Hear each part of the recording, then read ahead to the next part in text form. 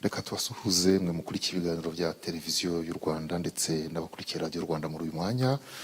Ndibarore Cleophas, mwakomeje kubirarikirwa ko uyu munsi muri aya masaha mukurikira ikiganiro, ariko kandi si n'ikiganiro gusa ahubwo ni umuhango, igikorwa cyo kwizihiza umunsi mpuzamahanga w'ibiribwa. Ni umunsi u Rwanda rwifatanya n'ibindi bihugu kwizihiza buri mwaka. Uyu mwaka ukaba ugiye kwizihizwa ku nshuro ya 75. Ni umunsi ubundi wizihizwa tariki ya 16 z'ukwezi kwa 10 buri mwaka. U Rwanda rwahisemo kwizihiza uyu munsi ku nsanganyamatsiko igira iti duhinge twihaze twese hamwe mu iterambere rirambye, ibikorwa byacu niryo shingiro ry'ejo hazaza. Ni rero igikorwa kigiye kubera cyangwa kirimo kubera muri Kigali Convention Center. Hari abatumirwa bitabiriye iki gikorwa banyuranye, mu kanya turababwira, ariko muraza gukurikira iki kiganiro, iki gikorwa cyo kwizihiza umunsi mpuzamahanga w'ibiribwa. Ngenda babwira mu Kinyarwanda, ndi kumwe na mugenzi wanjye Mutesi Theopiste arababwira uko iki gikorwa kigenda mu Cyongereza. Hello, welcome to this year's World Food Day in Rwanda. My name is Mutesi Theopiste. Today's theme is Grow, Nourish, Sustain Together. In Kinyarwanda, it is translated duhinge twihaze mu iterambere rirambye. We welcome you, the audience here in Kigali Convention Center, and our online audience. Welcome once again. Tukikomeza rero nkuko mu byumva, ababyumva kuri radio Rwanda, abadukurikiye kuri televiziyo y'u Rwanda, nkuko twari tubivuze, ni umunsi utegurwa ku bufatanye bw'abafatanyabikorwa banyuranye. Ku isonga ni Minisiteri birumvikana y'ubuhinzi n'ubworozi n'abandi bafatanyabikorwa barimo umuryango, barimo FAO, ni ishami, ni umuryango mpuzamahanga ushinzwe ibiribwa, bita ku biribwa. Ndagira ngo rero uko turi muri iki cyumba tubereke ku bakurikiye televiziyo y'u Rwanda, abakurikiye radio Rwanda, tubabwire abo turi kumwe mu bashyitsi b'imena bari muri iki gikorwa. Turi kumwe na Country Program Officer wa IFAD, Aimable Ntukanyagwe, aho ari yazamura ikiganza nibura ku ba televiziyo bakamubona. Turi kumwe kandi na Ambassadeur uhagarariye Ububiligi, ngira ngo bamuhaye ikaze mu Cyongereza. Yego. Turi kumwe na UN Resident Coordinator aho ari. Yego. Turi kumwe na Ministre birumvikana ushinzwe ubuhinzi n'ubworozi, Dr Gerardine Mukeshimana, ikaze. Muri iki gikorwa turi kumwe n'umunyamabanga wa leta ushinzwe ubuhinzi, Dr Ngabitsinze Jean Chrysostome. Turahikaze FAO representative Albert Behunu. Turahikaze kandi Edith Enes uhagarariye PAM ngira ngo irazwi cyane. Munyemereye rero banyakubaha mwese mu cyubahiro Imana yabahaye n'imirimo mushinzwe ikabibahesha kwitwa abanyakubahwa bari muri iki gikorwa hano. Ntabwo ari abo tuvuze gusa, ni umuhango witabiriwe n'abashyitsi banyuranye, abafatanyabikorwa muri iki gikorwa kijyanye no gushakira abatuye isi ibiribwa. Mwese mwiyumvemo ikaze.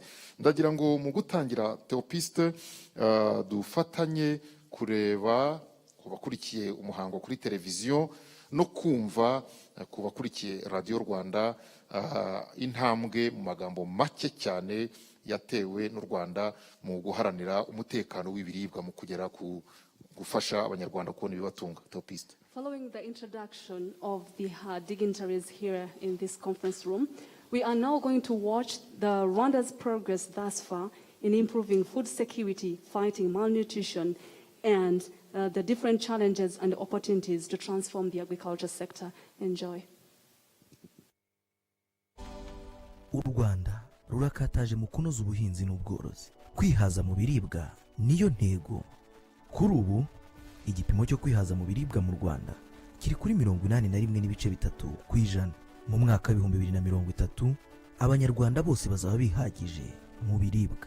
Twese hamwe duhagurukire kongera umusaruro no guhangana n'ihindagurika ry'ibihe, gushaka amasoko meza, kongerera agaciro umusaruro no guteza imbere imikorere n'imikoranire y'inzego.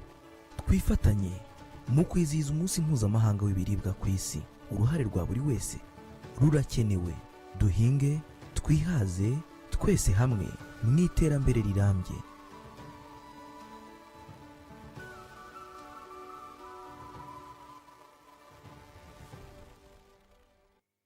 ubwo ni uburyo buhinnye cyane bwo gutanga ishusho, isura y'uko uyu munsi wizihijwe byifashe mu Rwanda. Ariko honorable minister, honorable state minister muri minisiteri y'ubuhinzi n'ubworozi, kanya nari mvuze ngo ashinzwe ubuhinzi, ariko n'umunyamabanga wa leta muri minisiteri y'ubuhinzi n'ubworozi, byose murabishinzwe. Banyakubahwa, buriya ni uburyo navuga buhinnye cyane, ariko muri ibi biganiro tugiye kumva no kuza gukurikira mu bagiye kugira imbwirwaruhame batugezaho uko bihagaze, haba mu Rwanda haba no hirya no hino ku isi. Hari imibare twizihije uyu munsi, isi yarahuye n'ingorane za COVID-19. Twizihije uyu munsi hari hasanzwe imibare igaragaza ko abatuye isi bose batarihaza mu biribwa. Twizihije uyu munsi hari imibare n'ibyegeranyo bigenda byerekana uko ibihugu bisumbana mu kwihaza mu biribwa, ndetse twizihije uyu munsi mu by'ukuri twavuga ko uyu mwaka wanabayemo imbogamizi mu duce tumwe na tumwe tw'isi. Tuvuge nk'inzige zavugwaga muri Afurika, mu bihugu bimwe bya Afurika y'Uburasirazuba. Ibyo byose ni byabaye mu kanya, rero turizera ko baza kugira uko bagenda babigarukaho. Topiste, This year's World Food Day comes at an extraordinary time. Just like in Rwanda, the whole world has been faced with the COVID impact. But specifically in East Africa or in other African countries, there have been desert locusts. And even in some countries, there is hunger prevailing.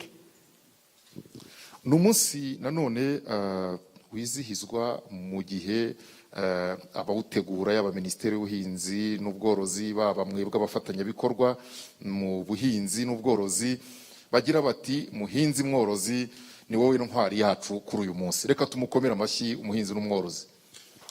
We are clapping hands for the food heroes of the country. Ayo mashyi ni ayanyu banyakubahwa abahinzi, ni ayanyu banyakubahwa abahinzi borozi cyangwa borozi batunzi. Nimwe mudutunze, nimwe mutubeshejeho, nta mpamvu yo kutabashimira. Farmers, they grow, they nourish, and they sustain us. We thank you very much.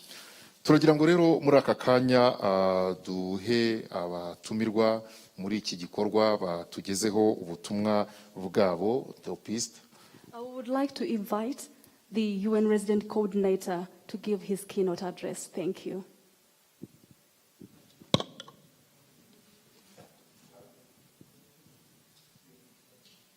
tugiye gukurikira ijambo ry'uhagarariye umuryango w'abibumbye hano mu Rwanda, kandi amabwiriza yose yo kwirinda COVID arubahirizwa nk'uko abadukurikiye kuri televiziyo bagenda babibona. Umwanya ni uwanyu.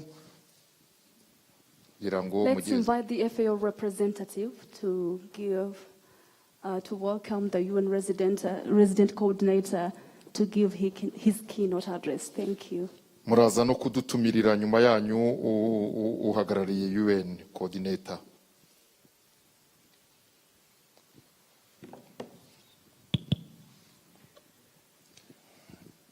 Good afternoon. Mary Way.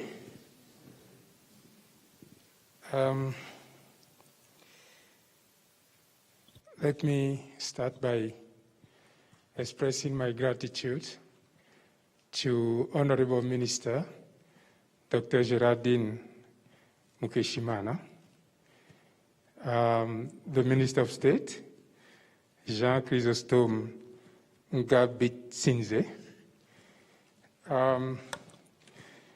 to all colleagues, the Excellency Ambassador and representative of the Belgian Embassy, representative of Enabel. I wish also to thank colleagues, Minagri colleagues, for their commitment and assiduity in organizing this World Food Day. My appreciations go to the UN Resident Coordinator and to all UN colleagues, particularly from the World Food Programme, from IFAD, but also all other UN agency colleagues for their actions that directly or indirectly support world food security. Special thanks and congratulations to the World Food Programme for winning the Nobel Peace Prize for its support to food security. I'm so excited and inspired by this beautiful setting of the stage that I would like to take this opportunity to get across a few points. We are celebrating this year's World Food Day in the challenging context of COVID-19 pandemic. A pandemic aggravating or creating food insecurity in every country in the world. Every country in the world, when we consider the availability of and accessibility pillars of food security. And with regard to food availability and accessibility, indeed all countries are affected by this COVID-19 pandemic. The global food insecurity challenge inflicted upon all of us by COVID-19 further justifies the theme of this year's World Food Day, which is Grow, Nourish, Sustain, Together. Our actions are our future. Indeed, we have to act together to eradicate hunger, affecting 700 million people worldwide. And nowadays, we have to add almost 140 million people affected by COVID-19 induced food insecurity. This is dramatic, more so because malnutrition in all its forms and chronic hunger has a dramatic effect on the global economy. And this is estimated at $3.5 trillion per year. The $3.5 trillion per year are related to malnutrition and hunger health expenditures and loss of production.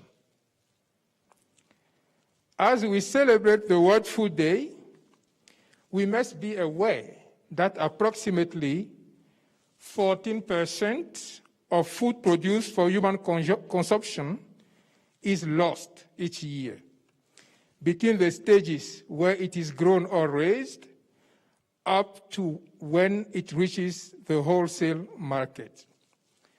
And particularly in developing countries, it is much more than 14%.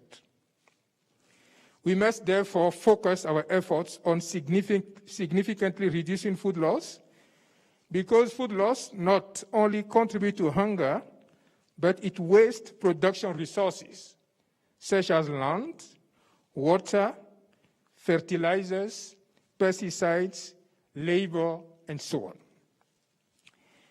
Allow me, before I conclude, to appreciate and thank food heroes for 2020 World Food Day, identified and recognized as such by FAO for their persistent and efficient efforts producing good quality food that we all depend on.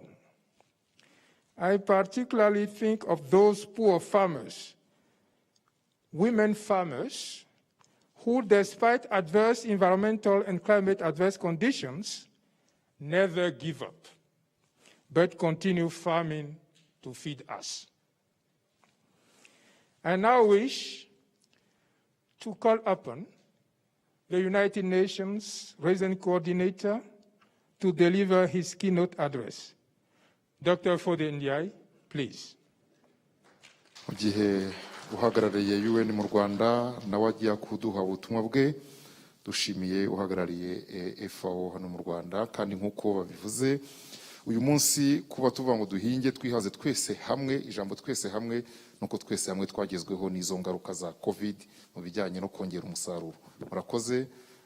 Kadukurikire n'ijambo rya UN coordinator mu Rwanda.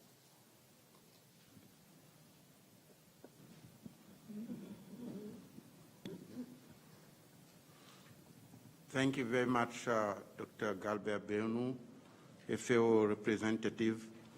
Nyakubava Dr. Gerardine Mukeshimana, Minister of Agriculture and Animal Resources of Rwanda. Nyakubava Minister of States within Minagri. Nyakubava Jean-Michel Swalens, Head of Cooperation of the Belgian Embassy. Nyakubava ambassadors and members of the diplomatic corps, senior government officials, representative of international organizations, NGOs, private sector, the media, honorable farmers of Rwanda, dear colleague of the United Nations country team in Rwanda, in particular Edith, head of WFP, and Aimable, head of IFAD. I stand within the existing protocol. Ladies and gentlemen, Miriwe, I'm pleased to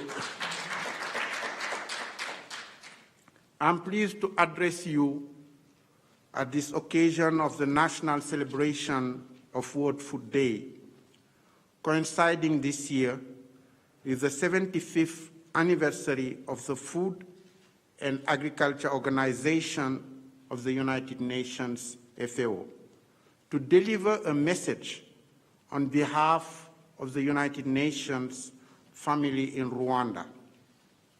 Allow me to recall that FAO, World Food Programme, and IFAD celebrate the World Food Day each year on 16 October to commemorate the founding of FAO in 1945.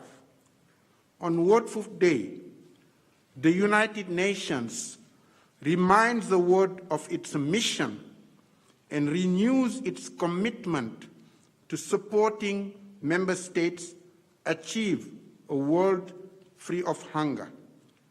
This year is a special year when it comes to the focus on achieving a zero hunger world, as WFP was awarded the 2020 Nobel Peace Prize in recognition of the fact that ending poverty is a critical first step towards achieving peace. It's also a special year as UN turned 75, and we are designing the future we want, the UN we need, and reaffirming the commitment to multilateralism. Each year, over 150 countries around the world hold events to mark World Food Day, making it one of the most celebrated international days. But this year's World Food Day is far from ordinary. It comes as the world continues to fight the COVID-19 pandemic, which has exposed the fragility of our agri-food system. As a result, acutely food insecure people could increase by 80% from almost 150 million pre-COVID-19 to 270 million by the end of the year. In the East African region, the negative impact of COVID-19 pandemic on food security is further compounded by the devastating effects of desert locusts and floods. I wish to recall that in the 75 years since the founding of the UN and FAO, the world has made great progress in the fight against poverty, hunger, and malnutrition. Agriculture productivity and agri-food system has come a long way, Yet too many people remain vulnerable. Even before the pandemic, more than 2 billion people did not have regular access to enough, safe, nutritious food, and nearly 700 million people go to bed hungry. This is not acceptable. Also, we now produce more than enough food to feed everyone. Our agri-food systems are out of balance. Hunger and the opposite, and obesity, environmental degradation, food loss and waste, and a lack of security for food chain workers are only some of the issues that underline this imbalance. The theme, Grow, Nourish, Sustain, together of this year's World Food Day calls on all countries, the private sector, including farmers and civil society, to make sure that our system grow a variety of food to nourish a growing population and sustain the planet together. World Food Day is calling for global solidarity to help all populations, and especially the most vulnerable ones, to recover from the crisis and make food system more resilient and robust so they can withstand increasing volatility and climate shocks, deliver affordable and sustainable healthy diets for all, and decent livelihood for food system workers. Until the mid-2010s, the world was making impressive progress in reducing hunger, but it has since been rising again. Conflict and extreme weather patterns are to blame, at least in part. More concrete action is needed to rescue biodiversity from relentless erosion, to turn cities into the farms of tomorrow, and by governments to implement policies that make healthy diets more accessible. I would like to relay, before concluding, a few key messages delivered to the world on the 16th of October by the heads of Rome-based agencies of the United Nations.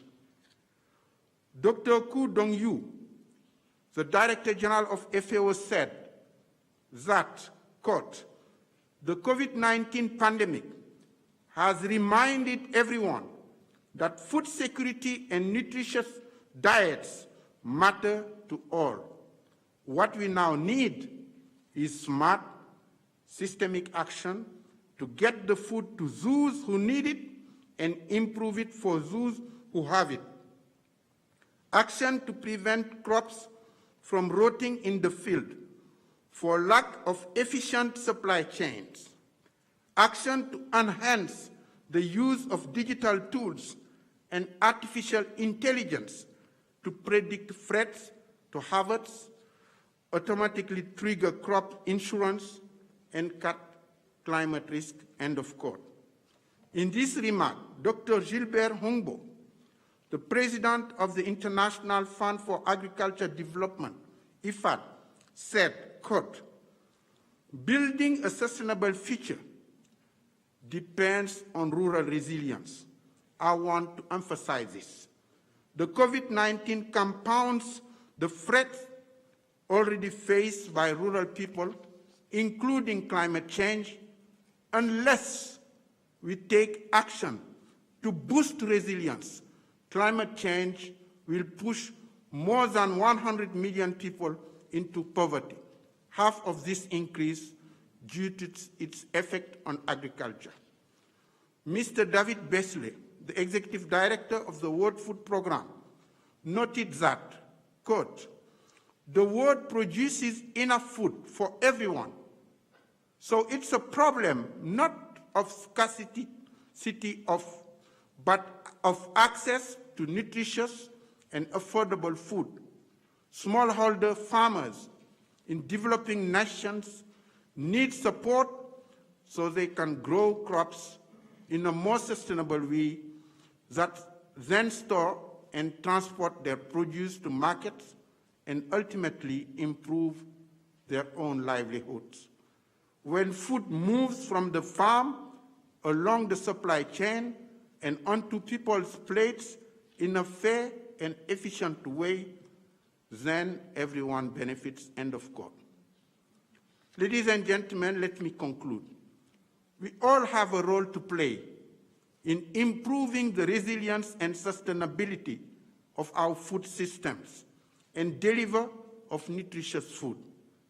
Decision makers and private businesses need to accelerate and scale up actions to strengthen food system and the livelihoods of people who work across the food system and make sure that food makes its way from farm to fork despite challenges such as pandemic.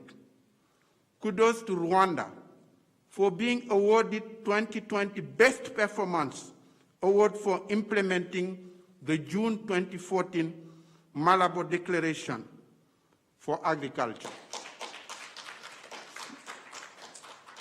Nyakubava Minister, congratulations. Kudos also for Rwanda for having organized a combination of virtual and physical African Green Revolution Forum that would spearhead the discussion on moving agriculture in Africa.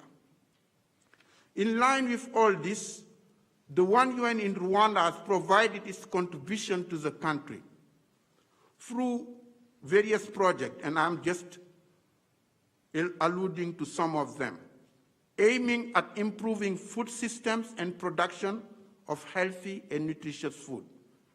FAO and IAM are currently implementing a joint project to provide agriculture inputs and tools, as well as shelter to rural communities affected by floods and landslides in the district of Gakenke, Ngorororo, and Nyabihu to build back their food system. FAO, UNICEF, and WFP, in partnership with the government, are implementing a 2-year project titled Accelerating Integrated Policy Intervention to Promote Social Protection in Rwanda, targeting the most vulnerable households in 5 districts, Kirehe, Karongi, Burera, Nyamagabe, and Rutsiro. The focus of this joint project is to support and accelerate the government of Rwanda's efforts to provide integrated social protection to end poverty in all its forms, leaving no one behind.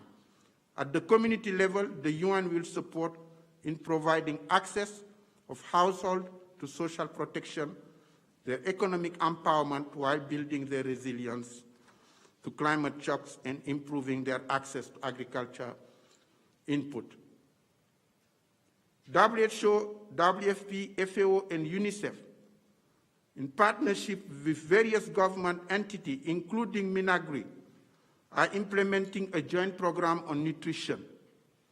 And WFP is leading also a program on rural women economic empowerment. In addition to ensure food security, the UN will implement with the Democratic Republic of Congo a cross-border project creating peace dividends for women and youth through increased cross-border trade and strengthen food security. The joint program will be with FAO, UNDP, and WFP. Let me conclude.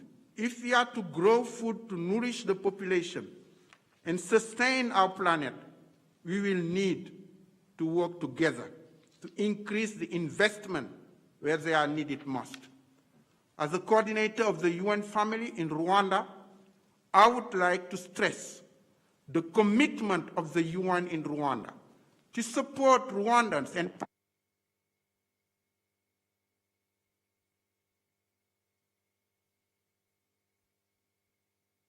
sector as a country in general, leaving no one behind. As the UN Secretary General put it in his message when he launched the World Food Week in October 2020, Quote, food systems are one of the main reasons we are failing to stay within our planet's ecological boundaries, but they can also be the key to tackling the climate crisis. We need global engagement and action for inclusive and sustainable systems. This is also in line with that we'll have the Food Systems Summit in 2020, led by Dr. Agnes Kalibata, Special Envoy of the UN Secretary General. Thank you very much for your attention. Murakoze cyane. Happy World Food Day. Umunsi bibiriwa. Abishize hamwe nakibananira turi kumwe. Thank you for your attention. Merci beaucoup. Arakoze cyane uhagarariye amashami y'umuryango w'abibumbye mu Rwanda UN Resident Coordinator mu ijambo ryuzuye impanuro zinyuranye ritanze n'amakuru menshi cyane ku bijyanye n'ibiribwa mu isi. Yavuze ko we nk'uhagarariye umuryango amashami y'umuryango w'abibumbye akorera hamwe hano mu Rwanda yagize ati umuryango w'abibumbye ntacyo utazakora kugira ngo ukomeze gushyigikira ibikorwa byaba ibya FAO byaba ibya ministeri ibya guverinoma zishyira imbaraga mu kugira ngo abaturage bahabwe babone ibiribwa byujuje ibisabwa. Yavuze ko bidahagije kugira ibiribwa, ari na ngombwa kugira ibiribwa bituma abantu barya bagahaga bakagira imbaraga zo gukora. Yagaragaje ko bimwe mu bibazo biriho mu mbwirwaruhame ye ndetse n'iyo hagarariye FAO bakunze kugaruka ku kintu cyo kuvuga ngo ibiribwa biboneke, ariko biboneke byujuje koko ibisabwa, biba ari ibiribwa bitari byo kubeshya igifu. Ikindi bavuze ni uko muri uku guhinga gushaka ibitunga abatuye isi byinshi byarakozwe, ariko nubwo hakozwe byinshi nanone haracyari ibibazo. Haracyari abaturage barenga miliyari 2 cyangwa babarirwa muri miliyari 2 bagishonje hirya no hino ku isi. Ni ukuvuga ko n'abantu 2 mu bantu 7, niba abantu 2 muri 7 bashonje, ati biracyari ikibazo, haracyari akazi. Ikindi cyavuzwe muri urwo rurimi mpuzamahanga ni uko abahinzi n'aborozi ubutaka mwaba mufite uko bungana kose bagize bati don't give up, ntimucike intege, ahubwo muterwe inkunga mukomeze gufashwa. Ikindi cyavuzwe muri izi mbwirwaruhame zombi ni uko muri uko gushaka ibidutunga ari na ngombwa kubungabunga ibidukikije. Mwagiye mwumva bavuga ibijyanye n'aho ubutaka inkangu zacitse, bati tuzabaherekeza mu rugendo rwo kubafasha kugaruka mu mibereho myiza, batariko nanone dushaka ibidutunga tuzirikana ko tunagomba kubungabunga ibidukikije. Tugomba rero kwita kuri ibi by'impinduka z'ikirere. Ntabwo ndi bujye muri byinshi. Icyavuzwe kindi mwagiye mwumva ijambo COVID-19. Avuze ati iki cyorezo nticyakomye mu nkokora gusa ibijyanye no kubona ubuhinzi, ahubwo mu ngaruka zacyo harimo amamiliyoni y'abantu agiye cyangwa yatangiye guhura n'ibibazo by'ubukene.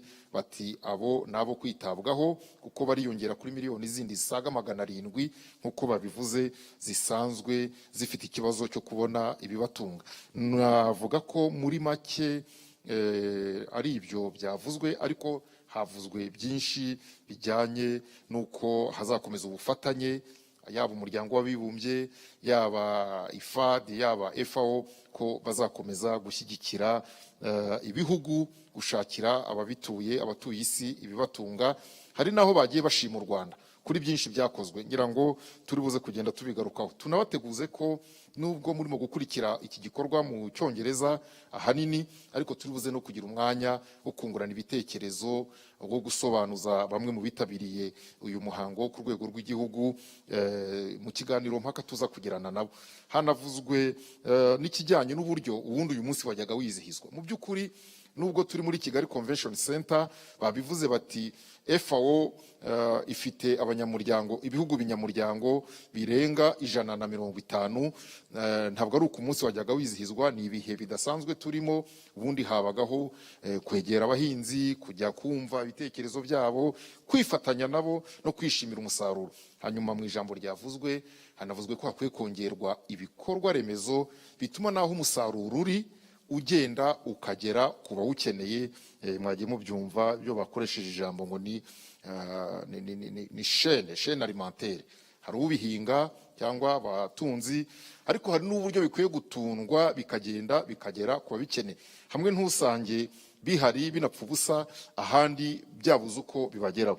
Ikindi cyavuzwe isi ikwiye guharanira kurwanya, akigarutseho cyane cyane UN Resident Coordinator agize ati turavuga imibare y'abashonje, ariko ku rundi ruhande hari n'imibare y'abicwa nuko ahari bariye n'ibirenze ibyari bikenewe. Ikibazo cya obesity ntabwo aricyo tuganiraho uyu munsi, ariko nacyo yakivuze. Ndagira ngo rero mwe mukurikiye iki gikorwa, umunsi mpuzamahanga w'ibiribwa, ku nsanganyamatsiko ya duhinge twihaze twese hamwe mu iterambere rirambye, ibikorwa byacu niryo shingiro ry'ejo hazaza. Ndagira ngo munyemerere muri aka kanya dutumire umuyobozi ushinzwe iterambere mpuzamahanga muri ambasade y'Ububiligi, akaba na Deputy Head of Mission Jean Michel Soarens. Banambwiye ko ikinyarwanda mu cyumva nyakubahwa, ikaze. Si ukucyumva gusa muranakivuga.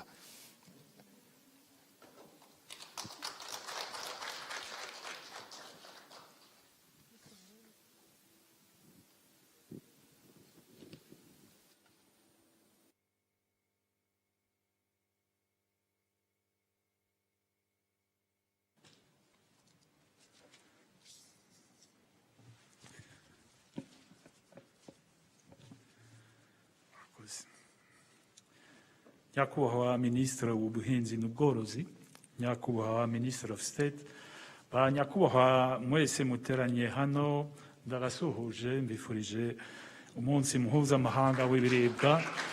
With Honorable Minister, Honorable Minister of State, distinguished guests, dear colleagues, dear friends, as we come together to celebrate the World Food Day, we are also reflecting on the mutual cooperation between our two countries, Belgium and Rwanda.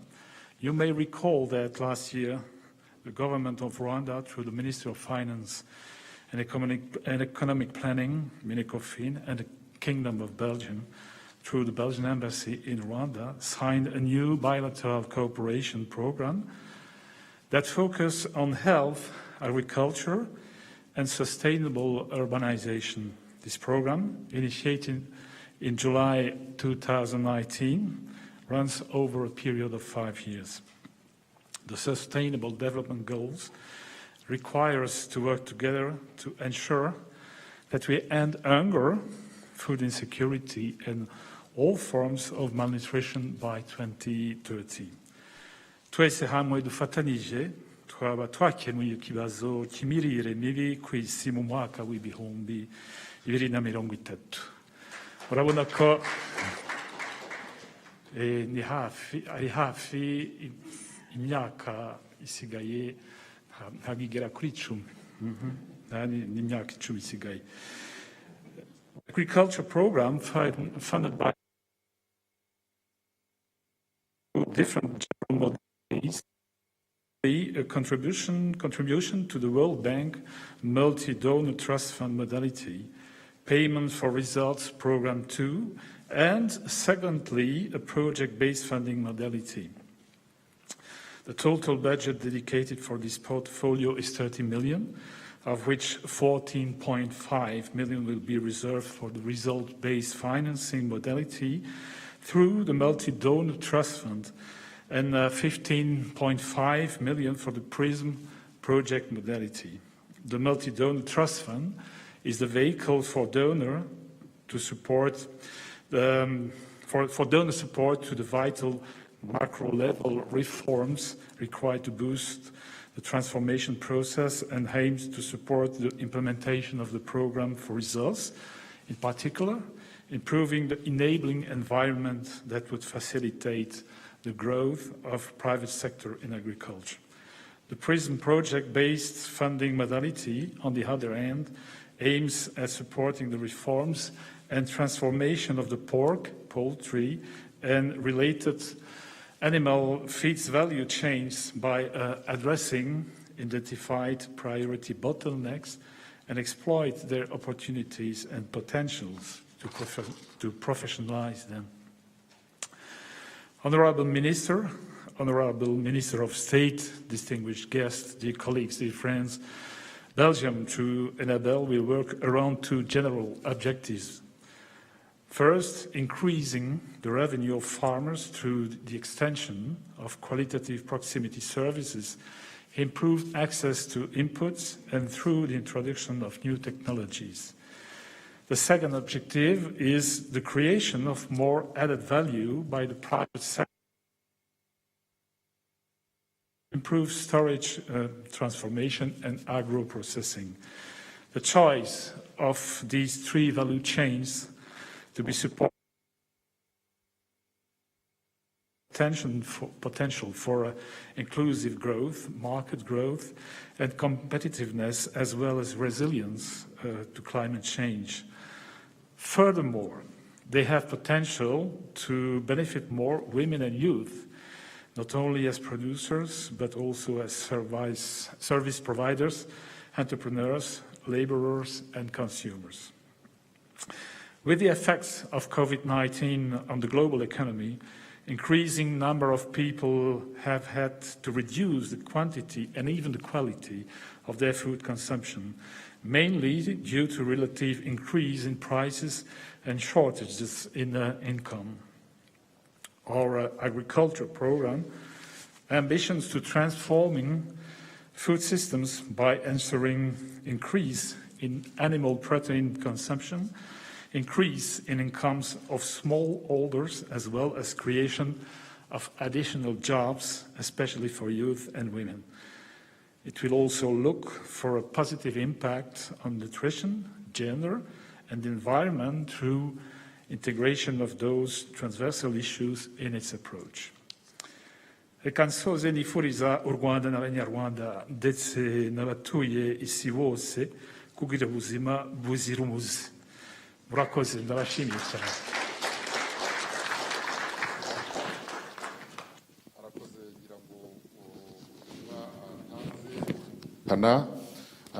Bafite imishinga myinshi bafatanyamo n'abahinzi borozi cyane cyane mu kubongerera ubushobozi, kandi mu kanya katarambiranye rwose tugiye kureba kimwe mu bikorwa Enabo bafasha hano mu Rwanda. Turakurikira iyi video ku bareba televiziyo, abandi turaba dukurikiye n'amajwi kuri radio.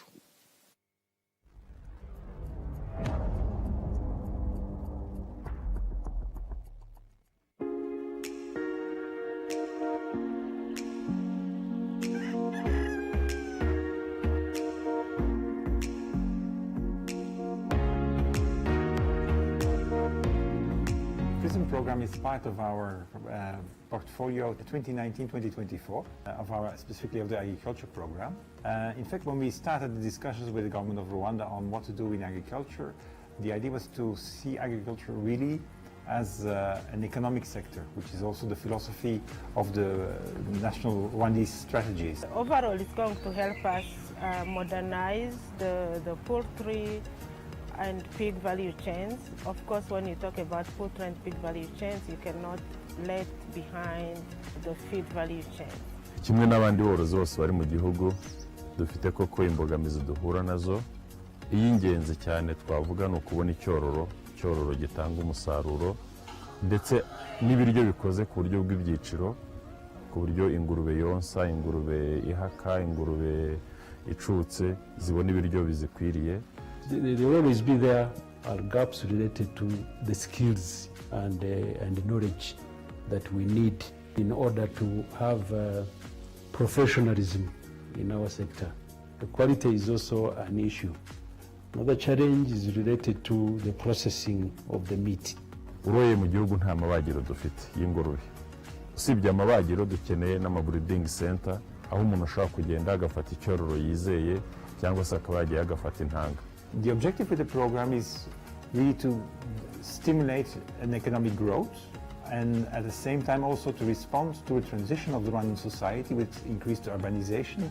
The production of pork and poultry, eggs will create jobs and opportunities in rural sites, while agro-processing, transformation, packaging would create support to industrialization, to job creation in more urban areas, and help also have access to food at a more accessible prices.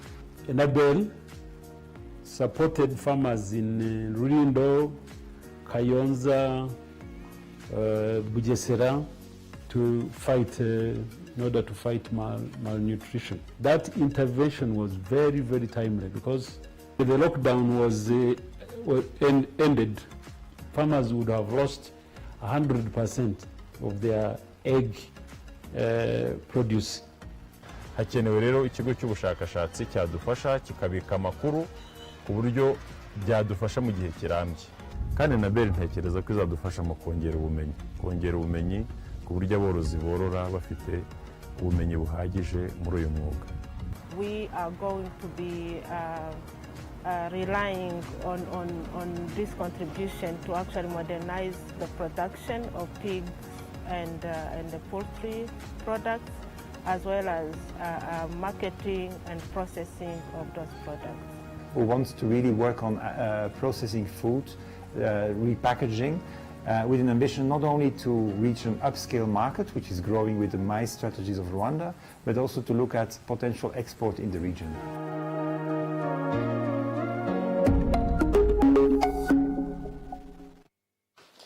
Ibyo rero bikorwa na Enable, ariko hari n'ibyifuzo by'abariya abahinzi borozi baravuga bati turizera ko bazakomeza no kuduherekeza mu rugendo rwo kongera ubumenyi, rwo kongera ubushobozi ndetse no kubonera amasoko ya musaruro. Turi mu kwizihiza umunsi mpuzamahanga w'ibiribwa. Muri aka kanya rero nk'uko twakomeje kubabwira, umushyitsi mukuru dufite nyakubahwa Minisitiri w'Ubuhinzi n'Ubworozi Dr Mukeshimana Gerardine. Tugiye gukurikira ubutumwa yageneye abakurikiye Radio Rwanda na Televiziyo y'u Rwanda muri uyu mwanya. Tugiye gukurikira ijambo yageneye uyu abakurikiye Radio Rwanda, Televiziyo y'u Rwanda n'Abanyarwanda n'Abaturarwanda muri rusange muri aka kanya. Abanyakubahwa abahinzi, aborozi n'Abanyarwanda muri rusange, ubundi twabaga turi kumwe igihe twabaga twizihiza uyu munsi hirya no hino mu turere. Nyakubahwa Minister of State muri Minagri, Nyakubahwa Muhuzabikorwa wa UN mu Rwanda, country representatives of Rome-based agencies, FAO, WFP, and IFAD, the head of cooperation of the Belgium Embassy, distinguished guests, bafatanyabikorwa mwese dusanzwe dufatanya kuri uyu munsi. Nagira ngo mbasuhuze mwese, nabifurize umunsi mwiza w'ibiribwa ku isi. Turimo twizihiza uyu munsi wa none mu Rwanda, nk'uko byavuzwe, umunsi mpuzamahanga w'ibiribwa ku isi ni ku 16 z'ukwa 10, ariko mu gihugu cyacu tukaba twifatanyije n'isi kuwizihiza uyu munsi. Nagira ngo kandi mfate umwanya dushimire bagenzi bacu bakorera gahunda y'isi y'ibiribwa, World Food Program, cyangwa se PAM uko abantu benshi bakunda kuyita, kubera igihembo cya Nobel Prize uyu muryango uherutse kubona, kubera kugira uruhare rugaragara mu bikorwa byo kurwanya inzara ku isi, cyane cyane bagera naho abenshi batagera, ahantu haba hari imidugararo n'intambara ku isi. Nagira ngo mumfashe tubashimire. Edith and the team World Food Program has been really a pride of everyone who is working for the food security and nutrition. And the same prize in the areas of agriculture and food has been awarded 50 years ago to Norman Borlaug. So it's really a good inspiration for everyone working in this field to see the Nobel Prize Committee coming back to dignify the role of food and agriculture into bringing peace into the world. So nari ndimo mvuga yuko PAM yahesheje ishema abantu bose turi ku rugamba rwo kurwanya inzara, cyane cyane ko kuva mu 1970 nibwo uyu muryango cyangwa se iki kigo gitanga ibi bihembo cyaherukaga kubiha abantu baharanira kurwanya inzara, guca inzara ku isi, igihe iki gihembo cyahabwaga umunyamerika witwa Norman Borlaug, abenshi bakunda kwita nk'aho ari se wa Green Revolution, ariko akabazwi nk'umuntu wagiriye akamaro mu kurwanya inzara ku bantu benshi barenga miliyari y'abantu. So kuba byagarutse muri uyu mwaka ni ikintu cyiza cyerekana ko ibiribwa ari ikintu gifite uruhare runini cyane mu gutuma isi igira amahoro. Umunsi w'ibiribwa ku isi ni umunsi tuzirikana ishingwa ry'umuryango w'abibumbye ushinzwe ubuhinzi n'ibiribwa ku isi FAO, igihe watangirijwe bwa mbere ku mugaragaro kuri 16 z'ukwa 10 1945 ugamije guca burundu inzara n'ibura ry'ibiribwa ku batuye isi yose. Nanone nagira ngo dufate uyu mwanya twifatanye na FAO n'abayikorera bose kwizihiza isabukuru y'imyaka 75 uyu muryango cyangwa se iri shami rya Loni rimaze rishinzwe. Byongeye kandi umunsi w'ibiribwa ku isi ni umwanya ku bihugu bigize ishami ry'umuryango w'abibumbye rishinzwe ubuhinzi n'ibiribwa ku isi. Ni umwanya wo kwishimira ibyagezweho muri ibyo bihugu mu guhangana n'ibibazo by'inzara n'ingaruka z'imirire mibi, hagamije kugira isi nziza, isi itekanye, isi izira inzara. Kuva FAO yashingwa kugeza magingo aya, intego yo guca burundu inzara n'ibura ry'ibiribwa yagiye ishimangirwa ku rwego rwa buri gihugu ndetse no ku rwego mpuzamahanga. Kuri inshuro ya 19 igihugu cyacu twizihiza umunsi w'ibiribwa ku isi, twishimiye kwifatanya n'abanyarwanda bose ku nsanganyamatsiko igira iti duhinga ubwo tunorore, twihaze twese hamwe mu iterambere rirambye, nk'uko abambanjirije bakunze kugenda babigarukaho. Twese hamwe ni ikintu gikomeye. Uyu mwaka turizihiza umunsi mpuzamahanga w'ibiribwa mu gihe isi yugarijwe n'icyorezo cya COVID-19 gikomeje kugira ingaruka mbi ku buzima bw'abantu, ariko nanone kirimo kiragira ingaruka mbi, kikanatera kwiyongera kw'ibura ry'ibiribwa ku bantu hirya no hino ku isi. Nagira ngo mbonereho mumfashe dushimira abahinzi n'aborozi ndetse n'abafatanyabikorwa bose nk'uko byagiye bigarukwaho, uruhare mwagize mu bikorwa byo mu ruhererekane rwo guteza imbere ubuhinzi, ubworozi n'ibiribwa muri ibi bihe bidasanzwe duhanganye n'icyorezo cya COVID-19.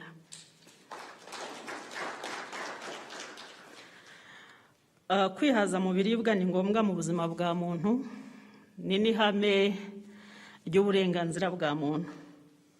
Ariko uyu munsi ku isi haravugwa abantu bakabakaba hafi miliyoni 690 nk'uko byagarutsweho, badafite ibibatunga bihagije biturutse ku mpamvu nyinshi.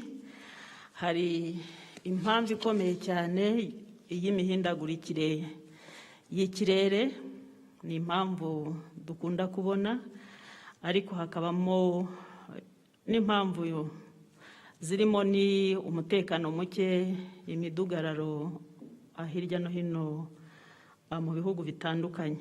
Muri aka karere turimo hanagaragaye muri uyu mwaka ibibazo byatewe n'inzige zugarije bimwe mu bihugu duturanye. Ingaruka za COVID-19 zongereye ndetse hanateganywa yuko zizakomeza kongera iyi mibare y'abantu badafite ibibatunga bihagije. Twarabibonye mu Rwanda kuva COVID yatangira, yahungabanyije ibice bitandukanye by'abantu bakora mu ruhererekane rw'ibiribwa, haba abahinzi, haba aborozi, haba abakora mu bucuruzi ndetse n'inganda ziciriritse SMEs zagize ibibazo bikomeye, haba abakora mu bwikorezi bw'ibiribwa. Buri wese ndetse n'abakozi basanzwe bakora mu buryo buciriritse, buri wese yagizweho n'ingaruka z'iki cyorezo mu bijyanye no kugira ibiribwa bihagije. Guca inzara burundu ni kimwe mu bigaragaza iterambere rihamye. Ni nayo mpamvu byashingiweho no mu ntego z'iterambere ry'isi rirambye. Mu ntego zayo by'umwihariko ku ntego harimo intego ya 2 igamije kurwanya inzara n'imirire mibi binyuze mu guteza imbere ubuhinzi burambye. Ariko iyo urebye ziriya ntego z'iterambere rirambye, ubona yuko icyitwa ibiribwa kigerwaho na buri ntego iyo ari yo yose. Ni intego 17, ariko iyo zirebye zose usanga yuko ibiribwa nk'uko UN coordinator yabivuze, ni ikintu kiri hagati, nta n'imwe ishobora kugerwaho igihe iterambere ry'ibiribwa, kwihaza mu biribwa bitaba bihari ku buryo buhamye kandi burambye. Leta y'u Rwanda yashyizeho gahunda zihamye z'ubuhinzi n'ubworozi zigamije kwihaza mu biribwa ndetse no kurwanya imirire mibi ndetse no kurwanya ubukene, kubera ko mu gihugu cyacu cyangwa se no mu bindi bihugu ubuhinzi ni kimwe mu bintu bigira uruhare runini cyane mu kurwanya ubukene. Muri zo twavuga nka gahunda z'imbaturabukungu, haba mu buhinzi ndetse no mu bworozi.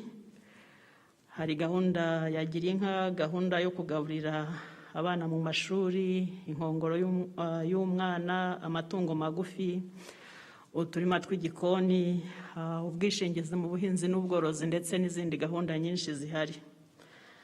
By'umwihariko mu gukomeza guteza imbere gahunda ziteza imbere ibiribwa, uyu munsi turatangiza ku mugaragaro umushinga wa Prism Enabel uzamara imyaka 5 wo guteza imbere ubworozi bw'amatungo magufi mu Rwanda ku bufatanye n'igihugu cy'Ububiligi.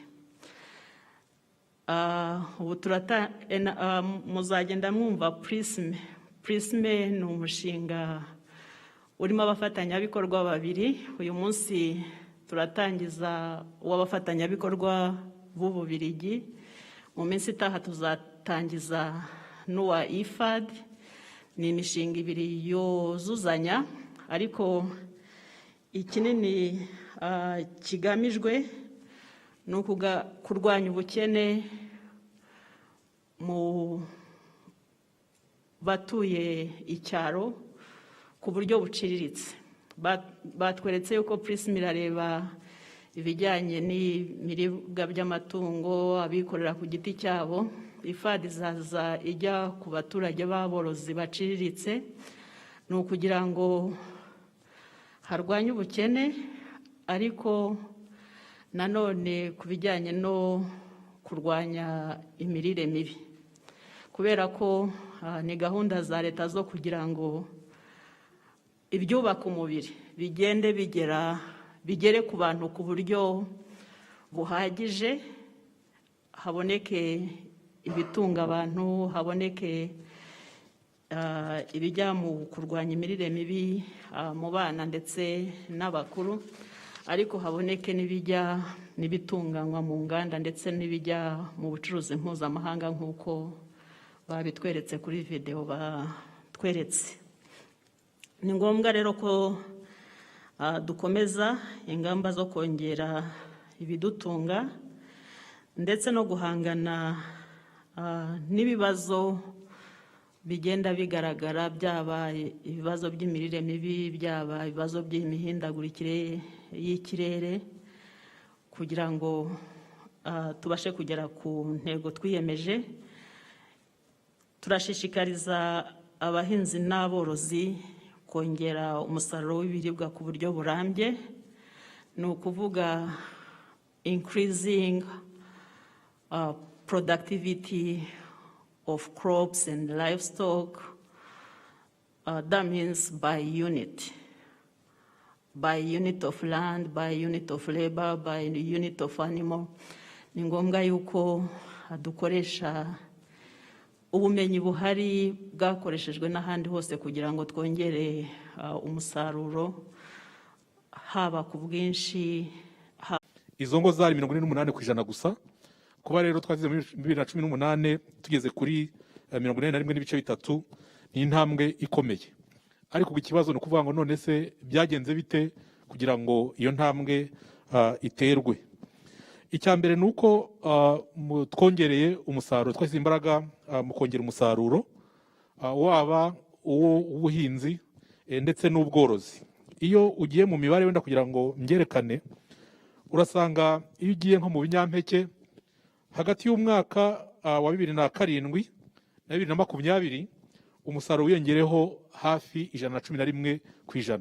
Ni ukuvuga ngo twawukubye inshuro zirenze ebyiri, aho twavuye kuri toni hafi 355 tukagera kuri toni 751 n'ibindi birengaho ku mwaka. Ni ukuvuga ku bihembwe byombi A na B mu binyampeke. Ugiye mu mboga ndetse n'inyamisogwe twongeyeho 35%, nabyo biragaragara. Ugiye ndetse no mu bindi twagiye tuzamuka, ugiye mu binyabijumba 32% twongereyeho, ndetse no mu bituruka ku bworozi nabyo byariyongereye. Aho ugiye nko mu amata twageze ku 32% hagati ya 2010 na 2019, ni ukuvuga mu myaka 9 gusa. Wajya mu nyama, inyama twongereyeho hafi 138%, ndetse n'ibindi, ubuki, amagi ndetse n'ibindi. Ibi biragaragaza ko twakoze, abanyarwanda bakoze iyo bwabaga bakongera umusaruro. Ariko ibyo byonyine ntabwo bihagije, kubera ko nk'uko twabivuze, ryasesengura ryaratugaragarizaga ngo ese ubudahangarwa bushingiye kuki. Ni ukuvuga gusesengura urwo ruhererekane rwose, guhera ku bikenewe kugira ngo ubone umusaruro, ese bihagaze bite, ukareba uko umusaruro uteye, ugakurikizaho kureba uko uwo musaruro utunganywa, ukareba uburyo umusaruro ucuruzwa, ndetse ukareba n'uburyo abawukoresha cyangwa se consumers nabo bahagaze. ibyo byose rero byagiye bikorwaho kuko uhereye mu kubona ibikenewe hatewe intambwe ikomeye aho mu kubona inyongeramusaruro byashyizwemo imbaraga kubonera abanyarwanda abahinzi imbuto ndetse n'ifumbire zikenewe, aborozi bakabonerwa ibyororo bikenewe, ni ukuvuga amatungo atanga umusaruro, bagahabwa ibyangombwa bikenewe, amatungo agakingirwa, tugatunganya ibyanya byuhirwa hirya no hino, amaterase arakorwa hirya no hino kugira ngo umusaruro wiyongere. Wazamuka hejuru wagera no ku rwego rwo kureba noneho uburyo uwo musaruro navuga utunganywa, hubatswe ibikorwa remezo binyuranye bigamije gutunganya umusaruro kugira ngo byibura ubonetse we kwangirika kandi ugere ku isoko ari mwiza. Aho hirya no hino nk'uko mubibona hubatswe ubwanikiro, abantu bigishwa kubukoresha, hashyirwaho ibikorwa remezo bituma umusaruro ugenda nta kibazo ugize. Ni gahunda zijyanye n'imihanda cyangwa feeder roads ikoreshwa kugira ngo umusaruro uve ahantu ugere ahandi ku kiguzi gitoya kandi ku buryo bworoshye. Bigakomeza ndetse n'ibijyanye n'amasoko, hari byinshi byagiye bihakorwa. Hari amasoko yagiye yubakwa hirya no hino mu gihugu kugira ngo umusaruro ubone aho ucururizwa heza, amakusanyirizo anyuranye, gushyiraho amakoperative agamije gushaka ndetse no kubonera abaturage n'abandi umusaruro, gufasha inganda zigura no guhuza abantu n'amasoko y'abayo mu gihugu yaba no hanze, aho hari ibigo bikomeye byashyizweho bigurira abaturage umusaruro haba mu Rwanda ndetse bikaba byawujyana no mu mahanga. Iyo shene yose yarakomeje ku buryo n'ibijyanye n'imitunganyirize y'umusaruro, inganda zitunganya umusaruro ndetse n'uburyo amafaranga aboneka kugira ngo ibyo byose bikorwe kuko mu byumva. Navuga ko umutima w'ibyo byose cyangwa se fuel cyangwa se ni nk'ingufu zo kugira ngo ibyo byose bikorwe bikeneye amafaranga. Hashyizweho rero uburyo bwo korohereza abahinzi n'aborozi kubona amafaranga akenewe ndetse n'abandi bantu bafite uruhare mu gucuruza, gukusanya no gukoresha umusaruro. Ibyo ngibyo hari uburyo bwinshi bwagiye bushyirwaho. Buriya tugira muri Minagri twagiraga imishinga ifasha abantu bashaka gushora imari mu buhinzi n'ubworozi kubona igishoro, harimo ibijyanye na matching grants, ni ukuvuga kugufasha kuba wakora umushinga ukaba wabonerwa inyongera leta itanze kugira ngo ushobore gushora.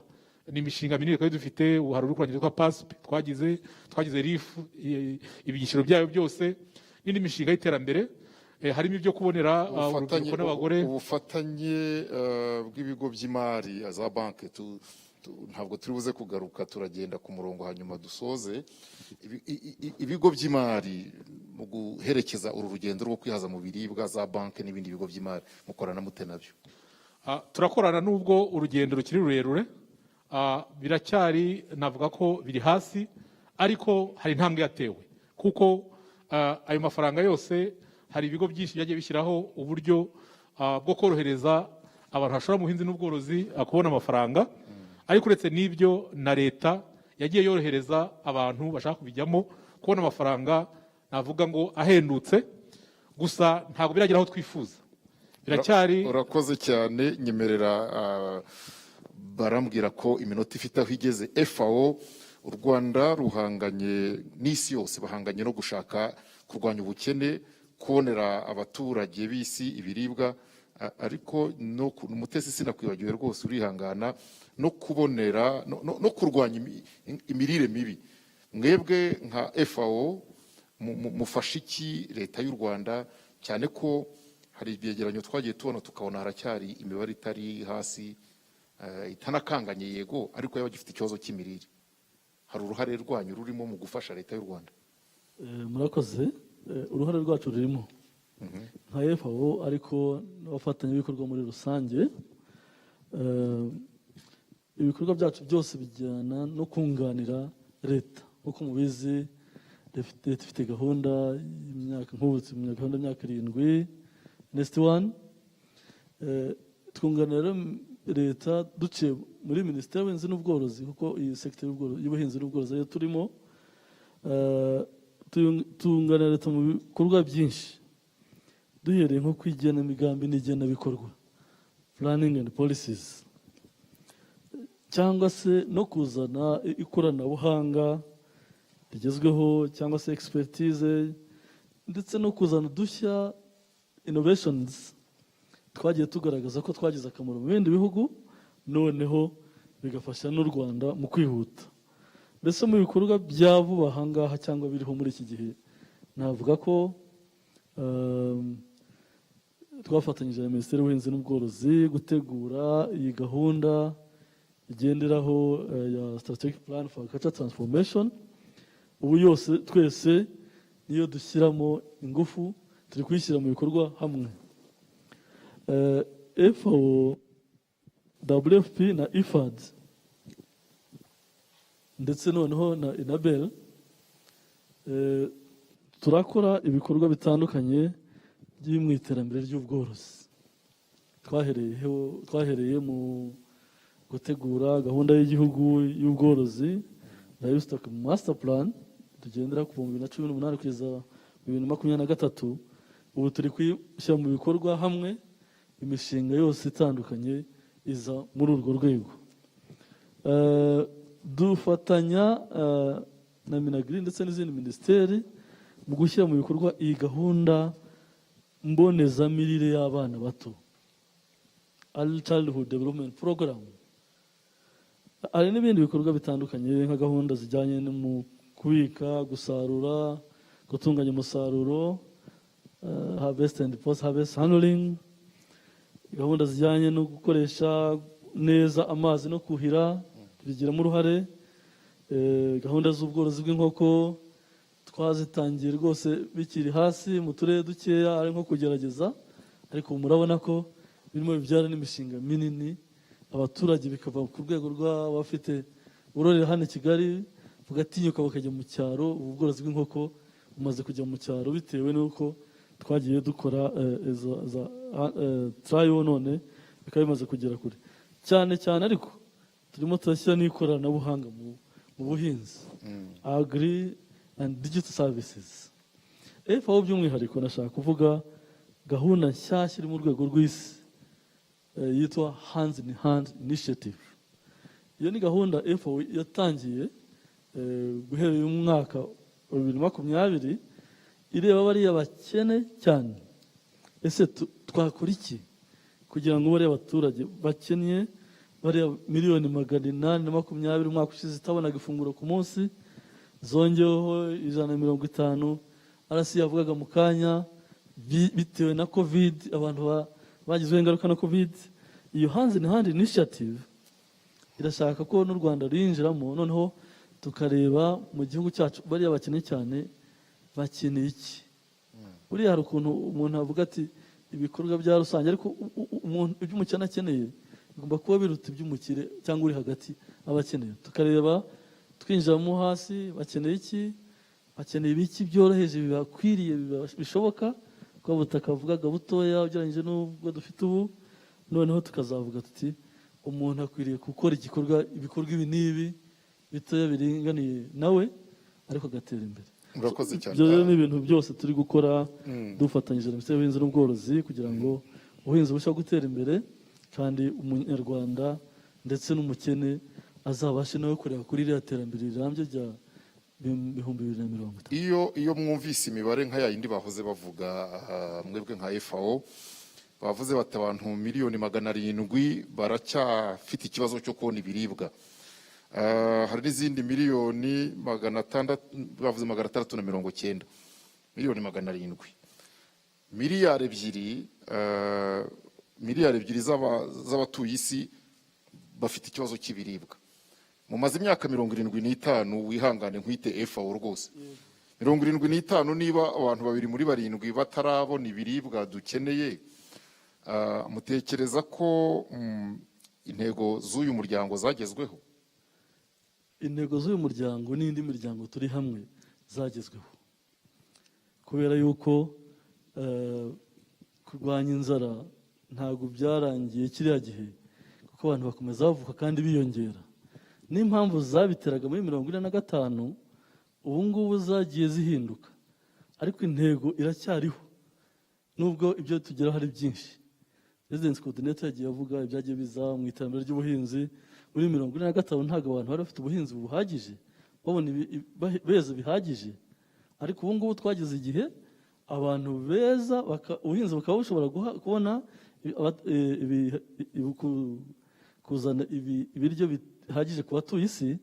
Ubu none ikibazo wenda kikaba kiri nko kubigeza ku bantu bose hakazamo izo miliyoni 820 tuvuga ziri mu bice biri mu bibazo bikomeye mu ntambara ahantu hari ibibazo bya climate change ihinduka ry'ibihe cyangwa se abantu bagira batya mu kwezi mu mwaka uyu n'uyu bakagira ingorane z'indwara zitandukanye n'iki kibazo cya armyworm cyakwiriye isi yose cyaje gikomeye ariko twagishakiye umuti kandi turagifatanya na za leta kukibonera umuti.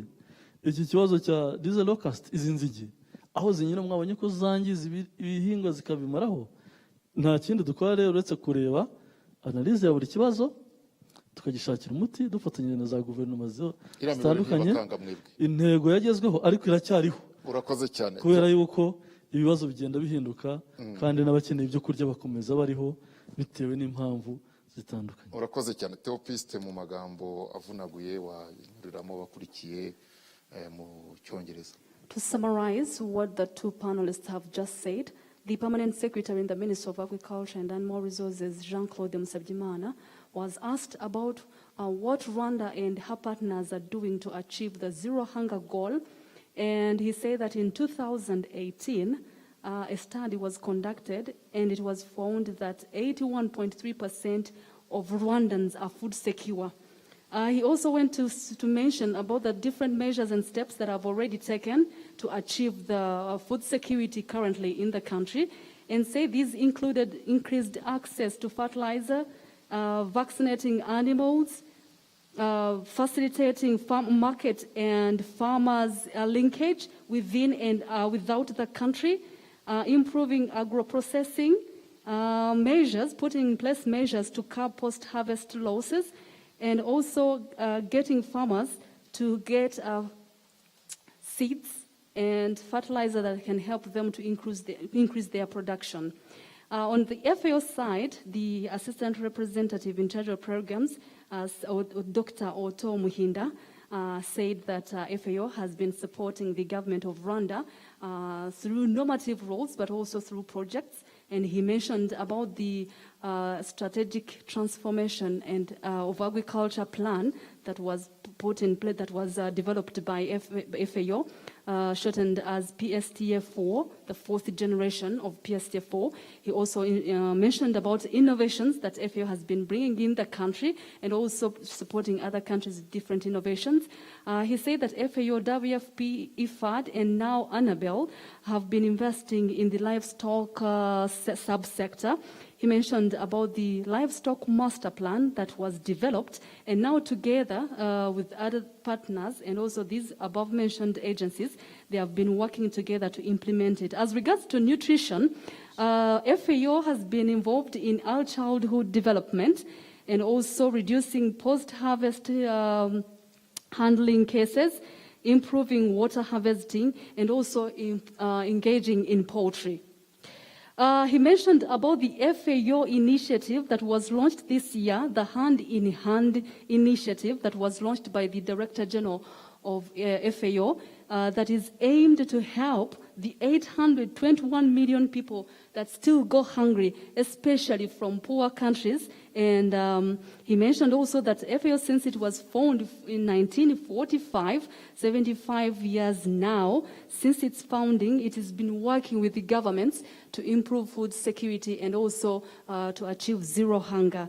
FAO is not working alone. Is everything when a problem comes or a problem emerges, it works with the governments to diagnose the problem and then find a solution together with the governments. Thank you. Urakoze cyane Theopista ku bakurikiye Radio Rwanda na Televiziyo Rwanda. ngibyo ibyo bari bamaze kudusubiza, ariko turacyari kumwe n'abatumirwa muri iki kiganiro. Turi kumwe n'umuyobozi wungirije w'ikigo cy'igihugu gishinzwe ubuhinzi RAB, Dr Solange Uwituze. Muri iki gihe usanga iyo havuzwe cyane cyane munsi w'ibiribwa havugwa ubuhinzi, ariko n'ubworozi burimo. No mu bworozi kandi iyo tugezeyo usanga rimwe na rimwe abantu batekereza ku matungo maremare, ariko ndashaka kuvuga ku matungo magufi. Matungo magufi afite ruhare ki mu gufasha kurwanya no kurandura inzara ndetse no gukemura ikibazo cy'imirire mibi? Murakoze Barore. Nibyo koko amatungo magufi afite uruhare rukomeye cyane mu kugeza abanyarwanda ku bukire kandi bakabaho badafite inzara. Niyo mpamvu mu byerekezo bigari by'iki gihugu cyane cyane mu buhinzi n'ubworozi tubona ko muri PSTF ya kane bigaragara ko dufitemo intego aho batubwira yuko muraza gufasha abakurikiye radiyo Rwanda na televiziyo PSTF mwe mubikoresha nk'abatekinisiye babiba mu munsi ku wundi, ariko ni igishushanyo, ni umurongo ngenderwaho wo guhindura ubuhinzi n'ubworozi bukaba ubuhinzi n'ubworozi bwa kinyamwuga. Uva mu 2018 ukagera mu 2024 niwo tugenderaho, aho bigaragara yuko ubworozi bw'amatungo magufi bugomba gushyirwamo imbaraga cyane kugira ngo butange umusaruro uhagije cyane cyane uw'inyama ndetse n'uw'amagi niko navuga. Iyo tureba imibare dufite uyu munsi dusanga dufite inkoko zigera kuri 500,300, tukaba dufite ingurube zigera kuri 1,380,000.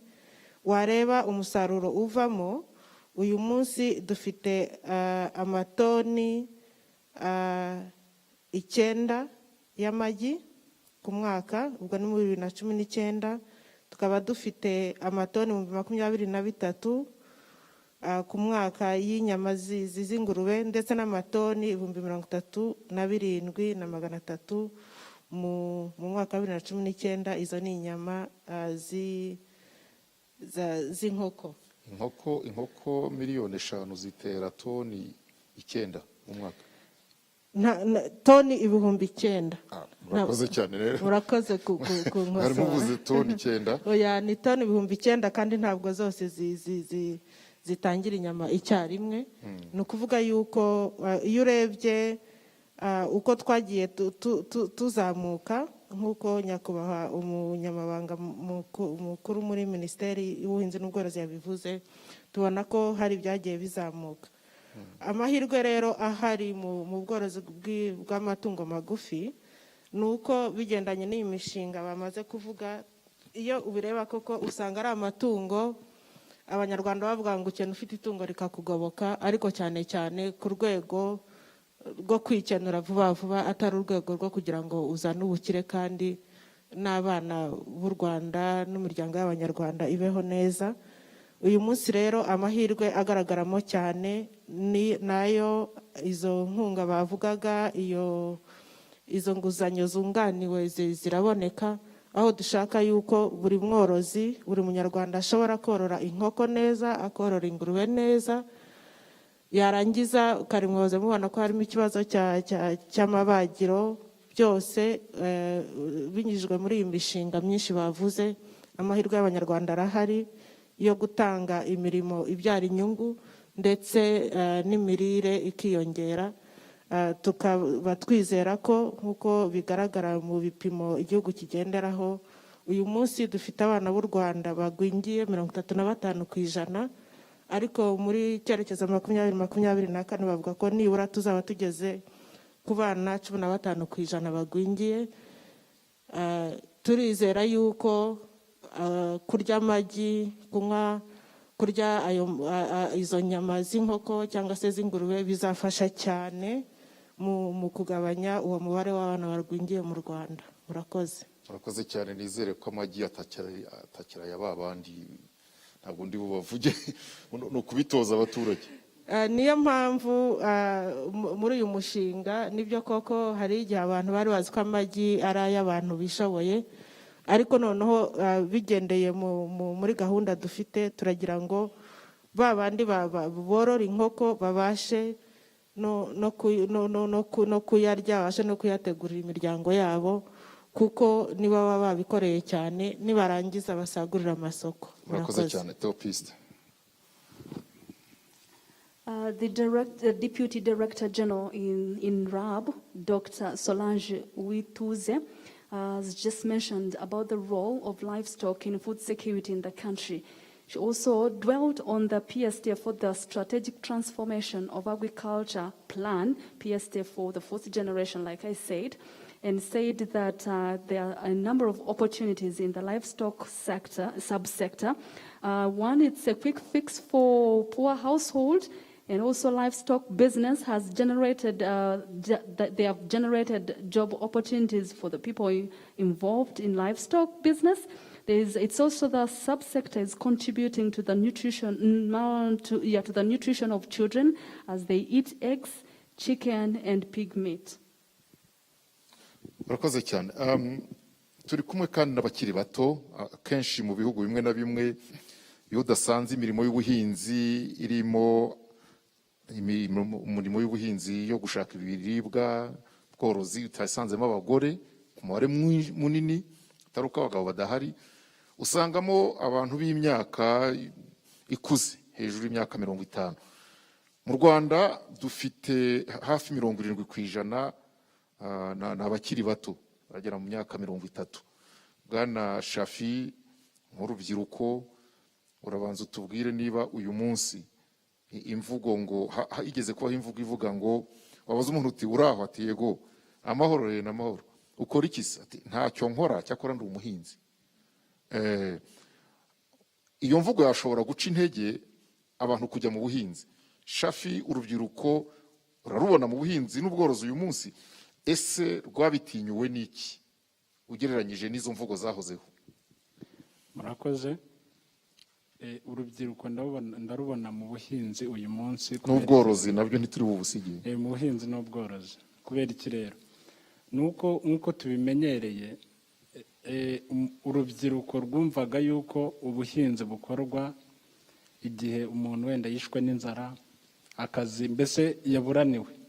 Niyo mpamvu wasangagamo abantu benshi bari mu buhinzi. Nanone wareba babandi bakora ubuhinzi bakuze nk'uko babivuze, ugasanga nta kintu bahindutseho, baracyari babandi. Ubwo rero niho nka RIAF twaziye tureba ibibazo biri mu buhinzi. Kandi RIAF kugira ngo abantu bose barayizi. Ni RIAF, ni Rwanda Youth and Agri Business Forum. Murakoze. Ni ikigo cyashyiriweho urubyiruko kugira ngo rubashe gushishikariza urubyiruko gukora ubuhinzi ariko bw'umwuga butandukanye na bwa buhinzi bwa bapapa wacu bakoraga, bumwe bwa minge apana minge. Ubu RIAF turimo turashishikariza urubyiruko guhinga, duhinga by'umwuga, duhingira isoko kugira ngo twihaze nk'abanyarwanda, tunasagurire n'amasoko atandukanye.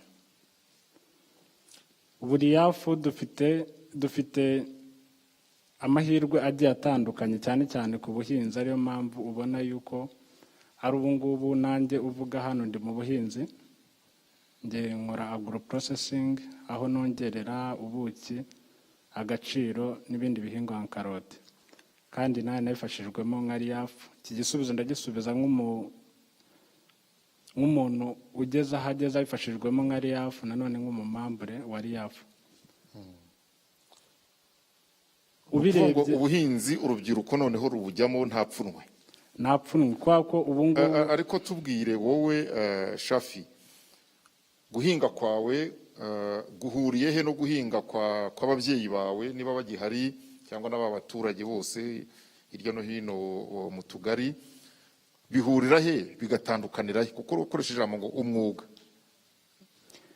ahantu bitandukaniye hera kuho bihuriye. ahantu bihuriye nuko byose ari ubuhinzi ariko bitandukanye mu buryo tubukoramo. Ubu ngubu ubuhinzi burimo burakorwa ni ubuhinzi, iyo tuvuze ni ubuhinzi bw'umwuga, ni uko mbere umuntu bitewe na target bitewe n'intego umuntu yari afite cyangwa n'icyo yarebaga. Ubu ngubu twe turimo duhinga twabanje kureba ese nimba ari watermelon tugiye kuyihinga kubera iki, ese abayikenera bangana gute, ese watermelon iyo umaze kuyihinga ni naho tuzira kuri agro processing kongera agaciro bwa buhinzi. Ese watermelon ubundi mbere ba papa wacu ukuntu bahingaga, umuntu yari azi ko ari busatura inanasi akayirya ariko cyagishishwa akajugunya. Ubu turi mu cyo bita zero waste, ku buryo na cyagishishwa tubasha kugifata aho kugira ngo tukijugunye, ahubwo kikakorwamo ibindi nabyo biri bwongera agaciro. Urakoze cyane. Iminota y'ikiganiro nsigaranye iminota 5 kandi mfite uko ndibuze kuyikoresha.